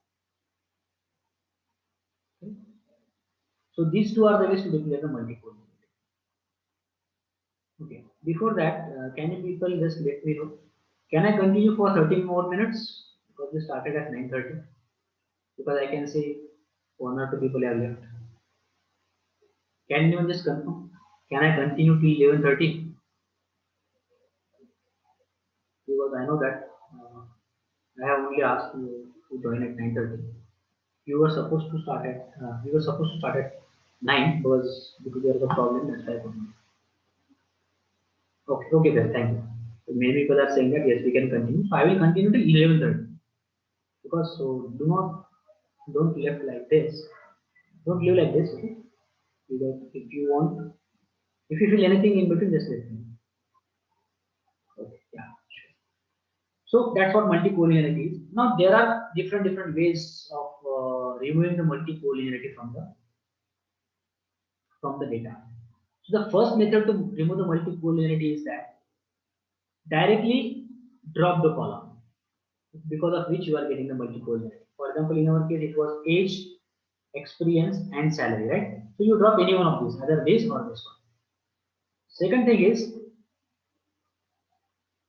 don't do anything. If it is not causing that much of problem, do not do anything. If the multi-collinearity is not that much severe, do not do anything. Third way is combine the column and combine these two columns and come up with only one column. For example, in this case, we can come up with a column called as seniority level. That means derive third column by finding out some relationship between them, because we know that generally what happens is As and when age increase, experience is also going to increase. That's what is going to happen in normal, right? So we can go with a third column, seniority level. So instead of using two columns, use only one column, seniority level, and based on that, try to build the salary. This is third remedy I can say. Fourth remedy, and the most important thing is you can make use of something called as PCA. Actually, PCA is an algorithm. Many people feel that PCA is to design some models. No, PCA is not for designing a model. PCA is actually a pre-processing technique only. Principal component analysis. So this is another way. Yeah, I think this is not there in the syllabus. But yeah, if needed, if we get some time, definitely we will do this. PCA is the principal component analysis. Okay, they haven't mentioned PCA in your syllabus. But yeah, remember, maybe in future, those people are interested to do for analytics or something like that, statistics, maybe machine learning deeper. Remember, PCA is there. Okay. And yeah, this is so multicollinearity should not be there. You can say. And the next thing is error terms are normally distributed. And you know, right? What is normal distribution? Earlier only we talked about. So error terms are normally distributed means again they should be the distribution should be in Bayes curve. Okay? This is the thing. Moving forward, the equation of a straight line is y is equal to mx plus b. It means that if we have the value of m and b, we can predict all the values of y corresponding to x. So during construction of a linear regression model, the computer tries to calculate the values of m and b to get straight line. How to calculate that? That we have seen theoretically. But after this point, you don't have to worry about that. sklearn, scikit-learn package is going to do that. Okay. So how do you know the line is best fit line? This also I have already explained. See, the best fit line is obtained by minimizing the residual, that is this error. And residual is the distance between the actual y and the predicted y. This we have seen. Now mathematically how it can be done. See, how we calculate the error or how we minimize the error. As you can see in this particular diagram, this residual is shown with the red color, right? And training points are shown with the blue color. Now the difference between them is nothing but the error or the residual. So we know that residual is actually original value minus predicted value of y. So original value is y. Now y equation we are aware about mx plus c or mx plus b. So this equation they are just replacing it with mx plus b. Okay, y cap is nothing but the predicted value. So what they are doing is see r is equal to y minus mx plus b. After that, what are they doing is they are just trying to take the square of the residuals, sum of the squares. No, why to take the square of the residual? I already told you that, right? First of all, they are trying to take the sum. So see, so in general, they are doing what? Ri is equal to yi minus mxi plus b for a particular I value. This is the residual of one point. That's what they are actually explaining. Next thing is they are trying to take the sum of the residual, sum of the both sides, summation of the both sides. So summation, if you go and if you try to take for the both sides, it will look like something like this. After that, taking what they are doing squares of both the sides. Why to take the square? That also we have discussed, just to nullify the effect of negative errors, right? So that's why you got this particular equation. Summation of I equal to 1 to n ri square is equal to summation of this particular thing. Okay, where I is varying from I equal to 1 to n, where n is nothing but total number of records. After that, what? After that, I told you how they decide the line of best fit. Because see, there are multiple lines which are going to be drawn randomly, multiple lines. But out of these lines, one line is going to be the line of best fit. So how are we going to decide that? The line for which the summation of the squares of the residuals is going to be minimum.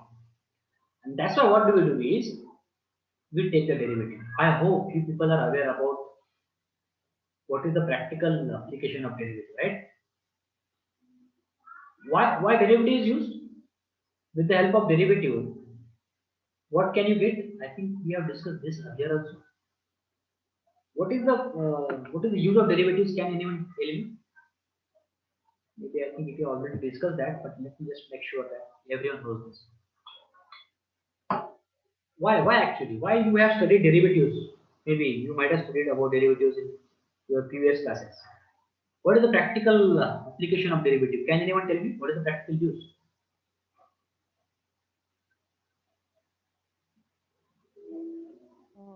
Rate of change of functional value. Rate of Change in the functional value. so why do we do that? Why do we check? Yeah, yeah. Someone was answering, even if it is wrong, no problem.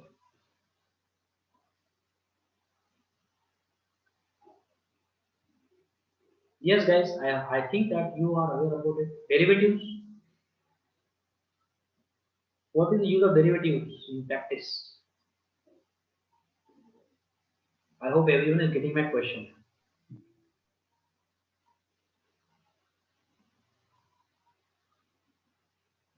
Because I think derivative is not a new thing for me, right? Or if you are aware about it, just let me know that you are aware about that. I think derivative can be used to find the slope and sometimes the rate of changing something with respect to something else. For example, if you take velocity, so with respect to time, or sometimes we used to find the slope of a curve. Where is the slope here? How can you define a slope? What do you understand by slope actually? Slope can be found in many ways, like using derivative. Here we have to choose two random points and then we have to apply the formula. Something like this you do, right? To find the Yeah. slope. This is nothing but change in the value of y, change in the value of x. Right? This is how you find the slope. So we can use the derivatives actually. But see, if you remember when you first studied derivative, you might have studied something like what is the definition of derivative actually? You use something like this, summation of minimum of, right? You remember that kind of equation? So derivative is actually going to help you to find out minimum. What derivative help? Where derivative help you? Derivative help you to find out minimum. Minimum of anything. For example, see what I told you. I told you here that in our data set there are going to be multiple lines randomly. But out of all these lines, only one line is going to be the line of best fit. Now, which line is going to be the line of best fit? The line for which this value is going to be minimum. Sum of the squares of the residuals. I hope everyone understand this one. Now, how you can get the minimum value for sum of the residuals, sum of the squares of the residuals? So for that, what you can do is whatever the equation, this r value, whatever you got. See, what is this? This is r is equal to summation I equal to 1 to n yi minus mxi plus b whole square. So who is going to give me the minimum of that? It is going to, derivative is going to give me that. So I am going to take the derivative of r with respect to m. Dabba by dabba m of r. This is r, okay? And r equation is this one. So I am trying to take the derivative of that. So what I want is I want minimum. I want minimum of r. So first of all, I will try to take a derivative of r with respect to m, because in equation I have m as well as b. M is the slope and b is the coefficient or intercept. That's why what I will do is I will take the derivative of r with respect to m and with respect to b. Dabba by dabba m of r, dabba by dabba b of r. And when I will get the minima, so I know that in derivatives, if it is, so for minima derivative is 0. For minima derivative is 0. That's why what I will do is, whatever I am going to get the result of this derivative, I am just going to equate it to 0. Because I know that this is the value I am going to get of the derivative if I want minimum. And derivative actually does what? Derivative actually does something like this. So if the original value is there, if you take a derivative first time, it is going to take it here. If you take the value second time, it is take a derivative here. It is just going to decrease it again and again till it stops decreasing. See, suppose just consider this as an error. Initially, error was here. We have taken the derivative first time. Now it is minimized. Again minimized. So it is actually called as gradient descent. Minimize it. Minimize it. So after this point, suppose the value is not going to be minimized further. This is going to be your minimum. But ideally, our minima is what? 0. So that's what I am trying to find out now. That's why I am trying to equate this derivative directly to 0. First of all, I am trying to take a derivative. In the next step, I am going to equate it to 0 because I am going to look out for what? I am going to look out for such a line for which sum of the squares of the residuals is minimum. And who is going to give me the sum of the residuals as the lowest value? This is derivative. Derivative is going to make sure that I get minima. So the basic use of derivative is to find out the minima of it. Is it making sense? Okay. Or you have any question? Is it making sense? If anyone any question, I will just try to repeat this.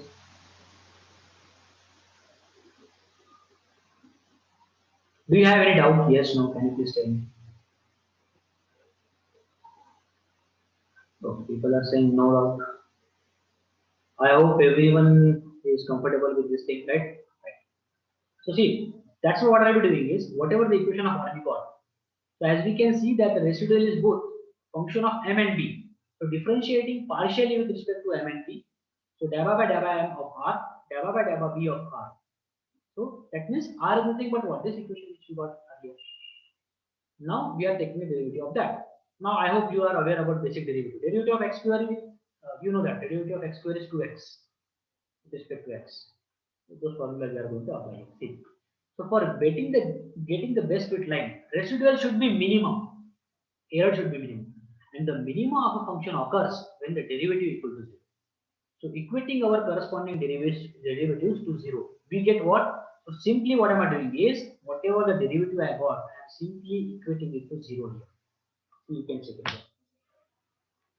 Both those equations, we are simply equating it to 0. And then we are just trying to take the derivative. So 2x I plus b. So I am just trying to multiply this to inside this bracket. I am getting something like this. So just solving the equation. That's it. Breaking up the summation sign. Okay. And finally, dividing both the sides by 2. Just arranging them properly. And then finally, getting this kind of equation in the matrix form. So that equation which we got is we have written it in the matrix form. I hope you are aware about matrix multiplication, right? First row, first column, second row, second column.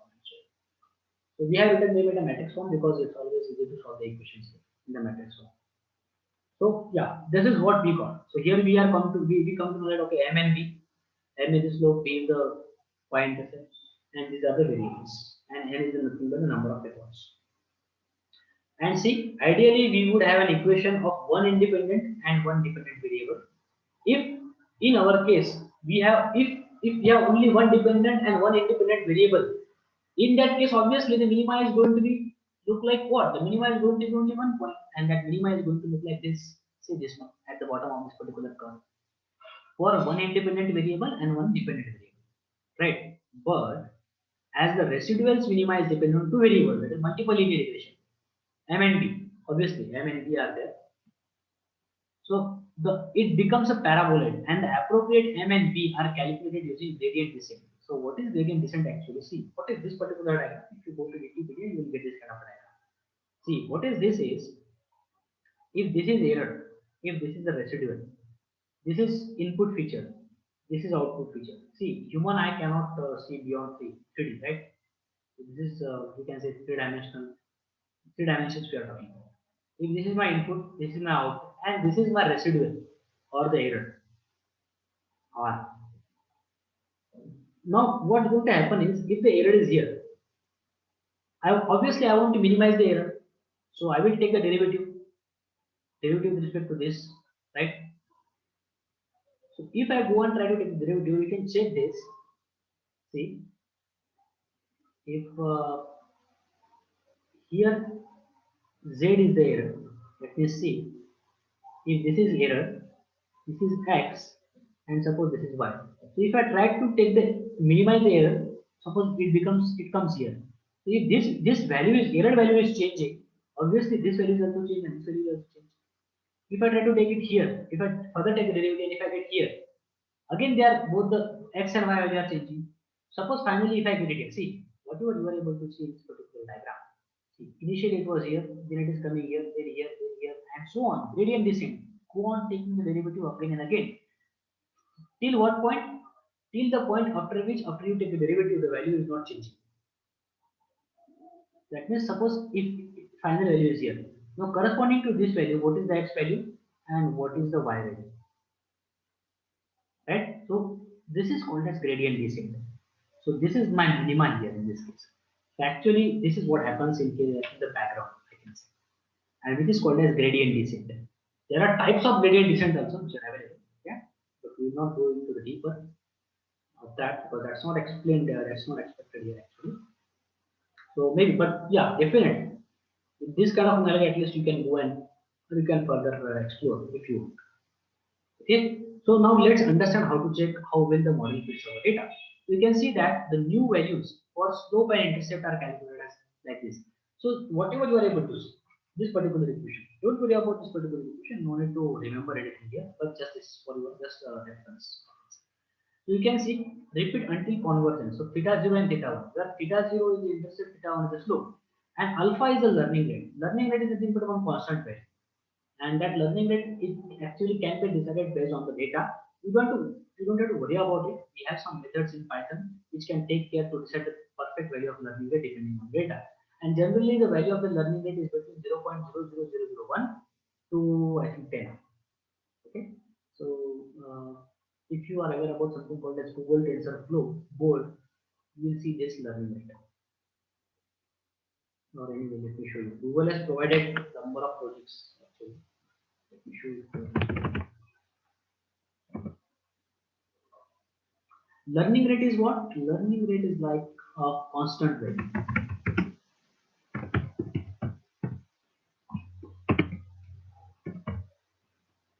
Maybe in deep learning generally it's used. This is actually for deep learning models. It's not Google TensorFlow board. It is Google TensorFlow. So if you search like this, sample model of deep learning. So here somewhere you will be able to see this learning rate. Okay, this is actually provided by Google. So here if you go and if you click, now you will see that. See, the minimum value is 0.5 times 01 and maximum value is 10. Learning rate, how fast you want to learn, how slow you want to learn. That's what the learning rate is. So ideally the value of learning rate should be as minimum as possible. Why? Let me give a simple example. In a layman term, I can tell you this. See, if there is a child, right? How the child learns? Are you going to teach him everything at once? Are you going to teach him 1, 2, 3, A, B, C, D, right? All the poems, all the stories, all the maths, all the programming languages at once? No. You are going to teach him slowly, step by step. Same thing is going to happen here also. So if that means, see, it means if the error is here, you are going to minimize the errors slowly, so that your model is going to learn a lot of things. There here. It's not like that you are directly going to get this. That's why step by step you are taking the derivatives. I hope it is making sense at least in a layman term. But yeah, these things get more clear as and when you go and you try to practically develop everything. But yeah, this is the concept behind that learning. Try to understand. So this equation, whatever I have shown you, alpha, that alpha is actually responsible for learning. Okay, I hope it is making sense. M is the total number of observations and the term after summation sign is the loss. So Google Tensor Board recommends learning rate between 0.00001 and 10. Generally, smaller learning rate is recommended to avoid overshooting per training model. And generally, I will tell you what value of learning rate unique is of is 0.01 is a very common value. Okay, so this is what about the basic things. Now there are some statistics statistical terms which we are going to need to check how our model is actually performed. Suppose I have developed a model with the help of linear regression. Now I want to check how my model is behaving. Is it giving me correct results or not? So for that, that means in short, I can say that how to check the accuracy of your model. So we have something called as R-square statistics. R-square statistics means what? This R-square, this R in R-square actually stands for residual.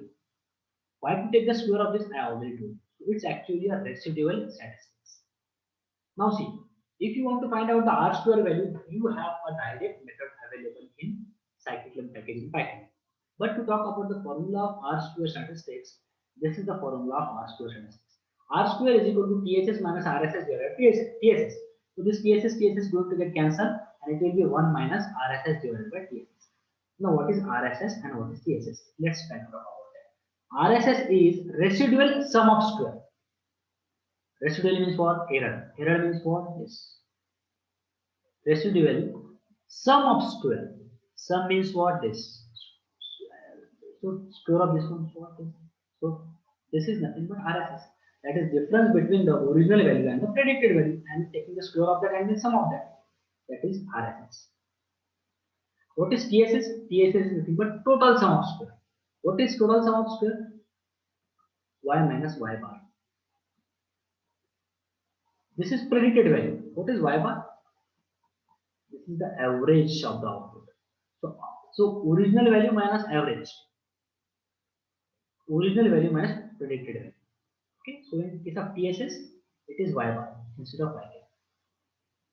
Okay, so the formula are also shown actually. So if you want to look out at the formulas of RSS and TSS, you can check it. Residual sum of square is equal to summation I equal to 1 to n yi minus yi cap whole square. Original value, predicted value. Right? Residual sum of square. And total sum of square is what? TSS is equal to summation of yi minus y bar square. Y bar is the average. If those people who are present for that example, theoretical example which we have seen about predicting the ratings of the movie based on the first rating given to the first part, right? If you remember that, in that you will remember that we have taken x bar and y bar, right? So see R square value. So ideally, what happens is we will be finding out the R square value. So ideally, R square value should be as high as possible. Suppose your R square value is 80% or 0.8. It means that your model has learned 80% from the data. Right? Or let me go to this. See, the R squared statistics provides a measure of fit. It takes the form of proportion, the proportion of variance explained, and so it always takes on a value between 0 and 1, or maybe between 0 and 100 in percentage if you want. 0 and 1. In simple words, it represents how much of our data is being explained by our model. For example, if the R square statistics value is 0.75, 75%, it says that our model fits 75% of the total data set. Similarly, if it is 0, it means none of the data points is being explained. And a value of 1 represents 100% data explanation. Ideally, we want 100%, but that is not going to be the case in real time. Mathematically, R square is shown like this: TSS minus RSS divided by TSS.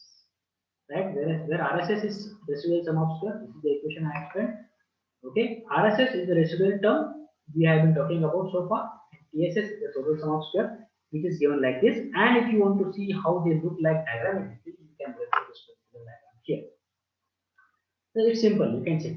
See, y is nothing but what? This is the original output y. This is our y cap, and this is the y bar. So that RSS is nothing but what? Y minus y cap. This is the RSS. This is what I showed you. TSS is nothing but what? Y minus y. Y minus y cap is RSS.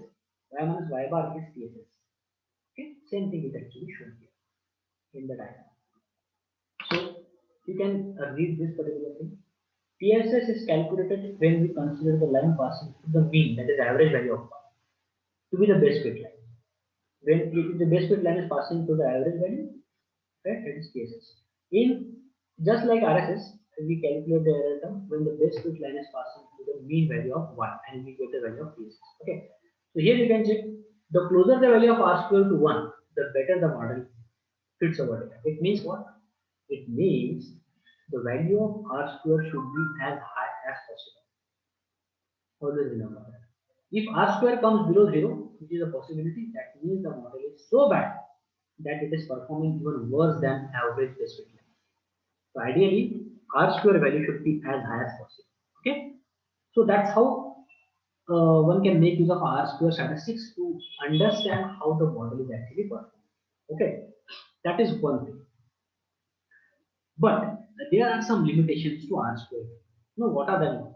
What is the limitation? See, let me tell you before going to the explanation. The limitation of r square is that, see, I told you, ideally the value of r square should be as high as possible. But the limitation, talking about the limitation of r square, suppose you are trying to create the model where you want to predict the salary of an employee. Now, that salary is your target column here. Now that salary you want to predict based on some features. Let's say suppose you are considering the experience of that person for predicting salary. Okay, that's related. Suppose you are trying to predict the salary based on maybe his qualification. That's also okay. Qualification level 1 to 3. Okay. So in this case, suppose you created the model. Suppose you created the model, and in this case you got 80% accuracy. But later on you come up with one more feature here, and you try to add a feature, something like let's suppose which type of a movie this person likes, and then you are trying to consider this as an input part. Okay, and then once you create the model by taking these columns as input columns and this as our target column, suppose you got the accuracy at 90%. That means after adding this feature, your accuracy is improved. But is there any relationship between the movie the person likes and his salary? Not at all. But still R square is increasing. That is the problem with R square. So many times what is going to happen is R square value is still going to increase even if we try to make use of such features which are not contributing anything to the output. So that's why we go with R square. Definitely we make use of R square statistics, but we not only depend on R square, we go and we make use of something called as adjusted R square also, which we try to find out after finding out the R square. And even here also, if you are not aware about the formula, still you will be able to find out the R square value with the help of direct method which are available in Python. But I hope this is the concept why we go with adjusted R square value. I hope everyone is able to understand. That means R square value is still going to increase even if there are some features which are not contributing to the output column or target column. Right? This is the example which is actually telling you why one should not only depend on R square. And that's why there is the next thing which we generally make use of. Next thing which we generally also make use of, that is adjusted R square statistics. So see, as we increase the number of independent variables in our equation, that is inputs, R square increases as well. But that doesn't mean that the new independent variable has any correlation with the output variable.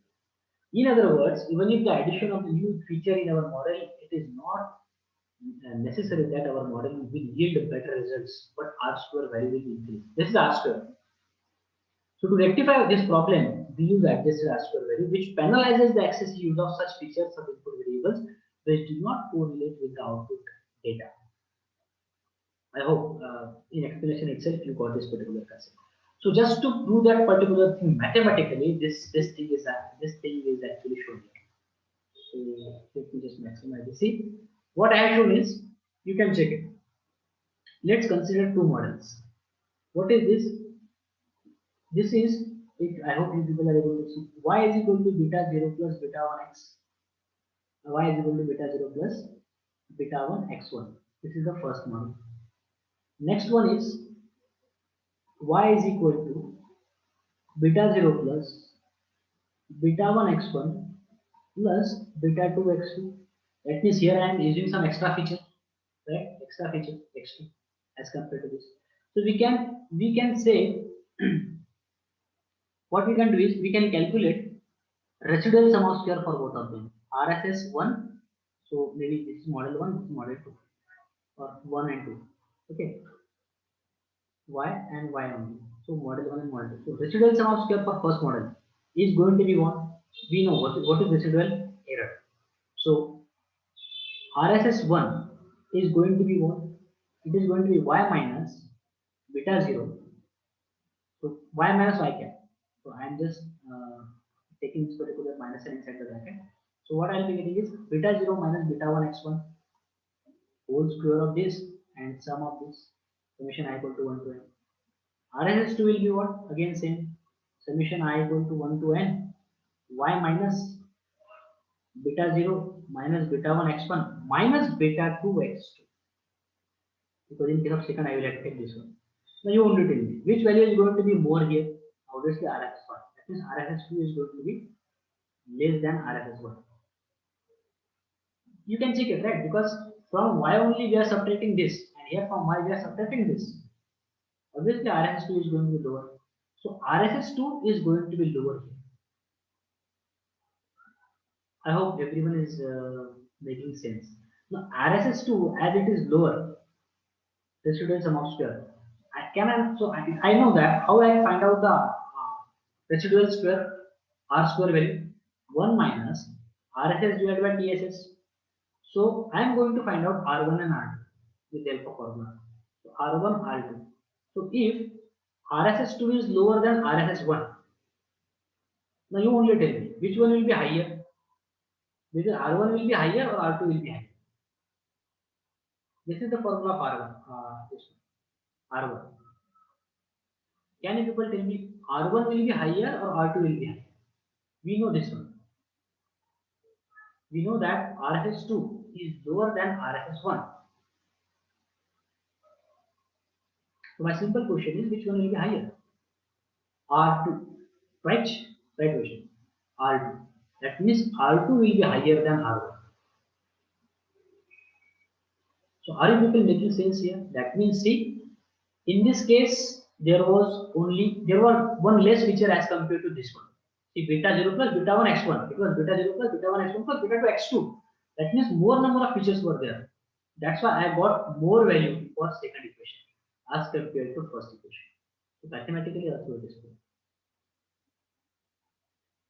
So does that mean that y is going to be accurate if you increase the feature? No, it's not always the case. Sometimes it might be. But here try to understand how R square is behaving. So R square is going to increase if there are some features which we try to add as input features in our model. But that doesn't mean that input feature is also going to contribute to the output. I hope this particular thing is understood by everyone. Okay, everyone is making sense, I think. That's why I'm doing. Right? So we can see that R square value increases with an increase in the number of independent variables. Thus, it doesn't give a better picture, and so we need adjusted R square value to keep this in check. And mathematically, adjusted R square value is calculated like this.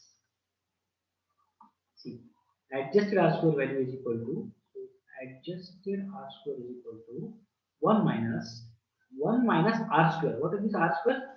Residual square. 1 minus R square into n minus 1 divided by n minus p minus 1. Where this p is nothing but what? Number of predictors, number of features. Because see, if you want to really see the relationship between adjusted R square and R square, see, if I number of extra features I can say, or number of features I can say p. So just imagine if p is equal to 0. What will happen? If p is 0, what my equation is going to be? 1 minus R square into n minus 1. If p is 0, it will be n minus 1. N minus 1 cancel. 1 minus 1, 0. So it will be what? Adjusted R square is going to become what? Minus plus. So adjusted R square is going to become R square. So actually adjusted R square and R square they are same. It is just that adjusted R square is going to penalize the extra features which are not contributing to the output column. That's why this kind of equation. See, R square is sample R square, P is number of predictors, and N is total number of sample size, number of records. Right? So in the equation above, when P equal to 0, we can see that the adjusted R square value becomes equal to R2. Thus, adjusted R square will always be less than or equal to R square. Always remember this. Adjusted R square value will always be less than or equal to R square. And it penalizes the access of independent variables which do not affect the dependent variable. Right? This is what adjusted R square and R square is. Okay, and this kind of a thing we are going to require in all the algorithms which we are going to discuss in future for machine learning. Okay. So maybe till this point we are done. Maybe in the next class we will be discussing about this implementation part. Okay. So I think yeah, in the next session we will try to complete all these things along with the implementation. Okay. So any doubt, anyone, any question till this point? Just let me know. If you have any question, just let me know. Otherwise, just say no. Can you please confirm any question you have? Right. Oh, so that's good then, no problem. Yeah. Okay then guys, we will stop here. Just send your numbers and names in the chat box. Yeah, I will end it.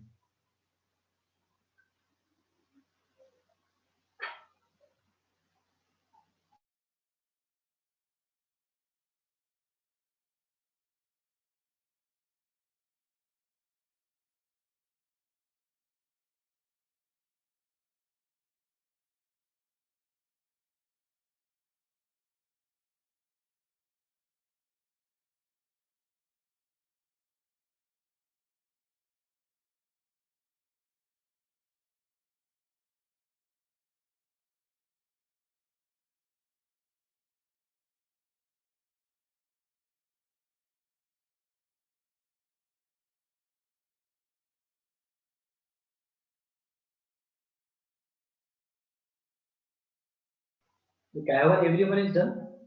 Anyone didn't? Okay guys, yeah. We'll meet in the next session. Bye.